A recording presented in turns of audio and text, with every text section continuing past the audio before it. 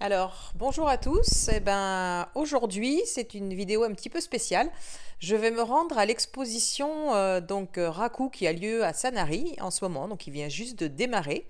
Qui a lieu, qui démarre là, du 9 avril au 8 mai 2022. Voilà, je vais vous faire un petit tour d'horizon de cette exposition et découvrir un petit peu les différents céramistes. Allez, on y va?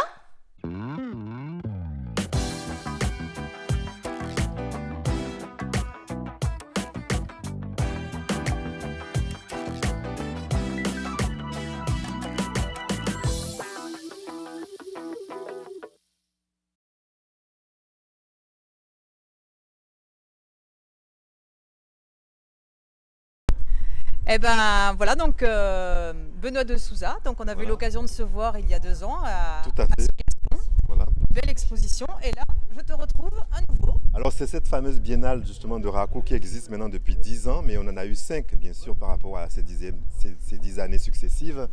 Mais le souci c'était que en fait il y a une dernière biennale qui a été annulée avant le Covid. On était tous prêts en fait, hein, Bah ouais. et ça nous est tombé dessus.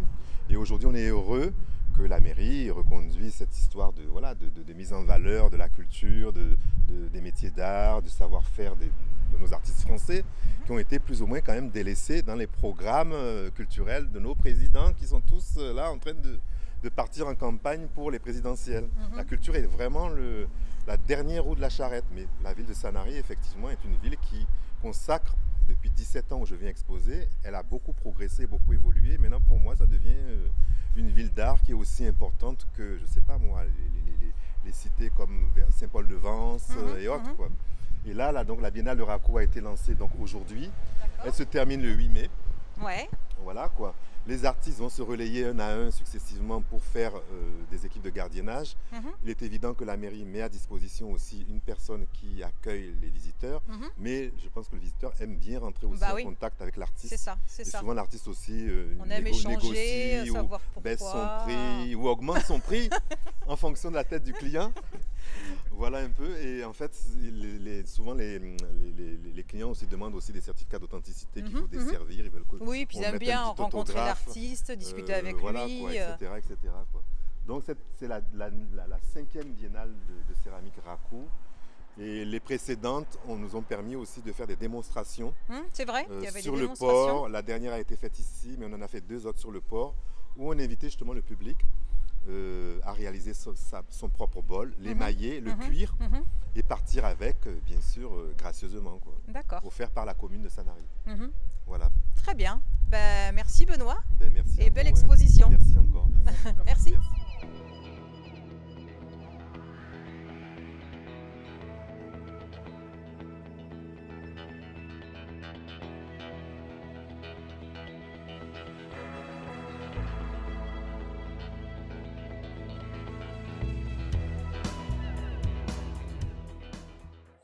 Voilà, une petite présentation d'Emmanuel Notte, donc qui fait des sculptures raku assez importantes au niveau dimension. Donc Emmanuel, oui, c'est vrai que tes sculptures sont quand même assez imposantes et tu les construis du coup en plusieurs parties ou t'as un grand four ou comment ça se Oui, ben passe? voilà, là, ce sont les questions habituelles. Et effectivement, ce sont des pièces qui sont conçues en plusieurs étapes, qui sont après emboîtées, sachant qu'avec cette technique où l'on est en permanence en accompagnement de la sculpture, on ne peut pas sortir des énormes volumes. Ouais. Donc on est obligé de penser si on veut monter. Bon, moi j'adore faire des très grands volumes, jusqu'à 2,50 m s'il faut.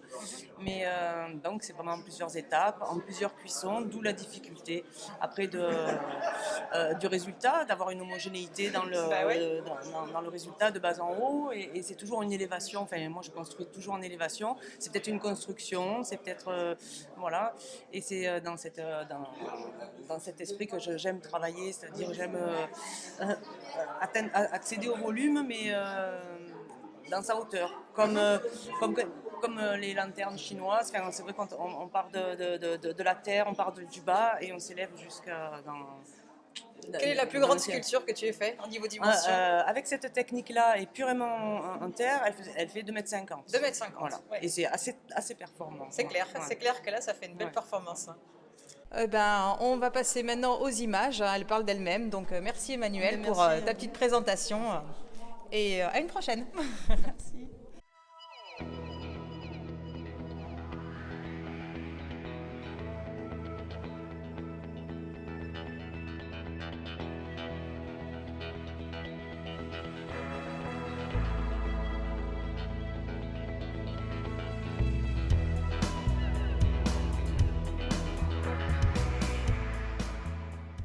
Alors voilà, donc là on est avec Corinne Vu, c'est Oui, bien c'est ça? ça, voilà. Donc Corinne, est-ce que tu veux nous expliquer un petit peu ton travail? Alors, tu moi, es installée où? Tu es dans le coin, non? Je suis à Cotignac. À Cotignac, dans le d'accord. Haut-Var, donc pas très très loin de Sanary. Mhm. Je suis d'origine normande, mais j'ai choisi le soleil. Et je travaille le raku depuis un peu moins longtemps, je pense, que tous les exposants qui sont là, depuis à peu près 5 ans. D'accord. Mais depuis que j'ai mis le nez nez dedans, dedans, je suis voilà. la tête dans le guidon. Et parce que j'interviens de A jusqu'à Z et je continue mon travail essentiel de nu féminin. Mhm. J'arrive à dessiner finalement sur le raku. Ouais. Et puis cette magie du feu, Mhm. de la surprise surprise au et du défournement. hasard. Voilà, ça me convient parfaitement et on va dire que je m'éclate vraiment dans cette technique. Voilà, c'est un D'accord. peu ce que je peux dire. D'accord. Ok. Et je suis très fière de participer à l'exposition Ouais, Sanary donc et ça de tombe très retrouver bien, Benoît de Souza, pour qui j'ai vraiment une grande admiration. Ouais, Voilà. alors, je suis en compagnie de Philippe Plaisir. Donc, bonjour. Écoute, voilà, une belle exposition donc sur le raku à Sanary. Écoute, je te propose de présenter un petit peu ton travail. Qu'est-ce qui t'attire? Tu es de quel coin? Je suis sculpteur céramiste à l'Orgue, qui est un village à la limite du Haut-Var.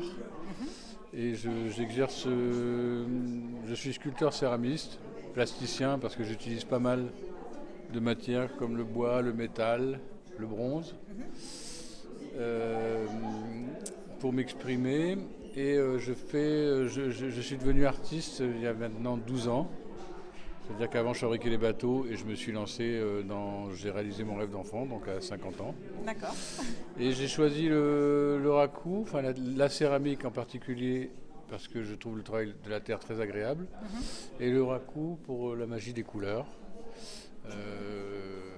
Voilà, mais je reste toujours attaché à toutes les matières, c'est-à-dire que j'aime aussi mélanger. Voilà. Ouais, ça se voit dans Donc ton j'ai travail. des histoires à raconter, j'ai pas que. Ouais, je me définis pas comme céramiste, potier, voilà, je suis sculpteur, plasticien, et j'ai des histoires à raconter. Et je trouve que le raku, l'émail, le travail de l'émail, la magie dans l'émail est tout à fait propice à traduire des histoires déjà, naturellement. Donc en fait, j'ai eu l'idée de faire cette pièce en mangeant un sandwich dans une crique à Saint-Tropez, en ramassant des bois flottés. Et il y avait du Mistral, il y avait des vagues qui frappaient contre les roches, et la musique de l'eau, et après tous les petits éclats que j'ai trouvés. Voilà, j'ai eu l'idée de traduire un peu c'est comme une partition musicale, si vous voulez. Voilà. Et donc c'est un peu cette vibration que j'essaie de traduire à travers les papillons qui s'envolent, qu'on peut déplacer, qui sont avec des aimants. Ah, d'accord. Voilà, il y a tout un travail. Voilà, Alors c'est intéressant ce que tu dis parce que tout à l'heure je disais je les aurais bien concentrés et puis après ils se seraient voilà, éparpillés. donc après chacun fait comme il le ressent. D'accord. Moi j'ai envie de partir très fin. Puis voilà, après il y a des gens qui apprécient des tableaux qui vont concentrer.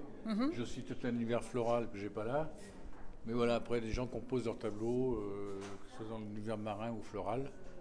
Je raconte beaucoup d'histoires marines parce que j'ai fabriqué des bateaux pendant 30 ans. Ouais, donc Pour des types qui voyagent autour du monde, qui voyagent encore d'ailleurs pour certains. Et donc le marin a une grosse importance dans mon travail, quoi. C'est un peu un souvenir. Et ça ressort toujours. Ouais, voilà, ouais. Eh ben écoute, super, travail très intéressant. On va Merci. continuer la visite et merci à toi. Merci. Alors, je vous présente Pierre Campos, donc de Solier-Stoucas. Donc, on n'est pas voisins. très loin, on est voisins.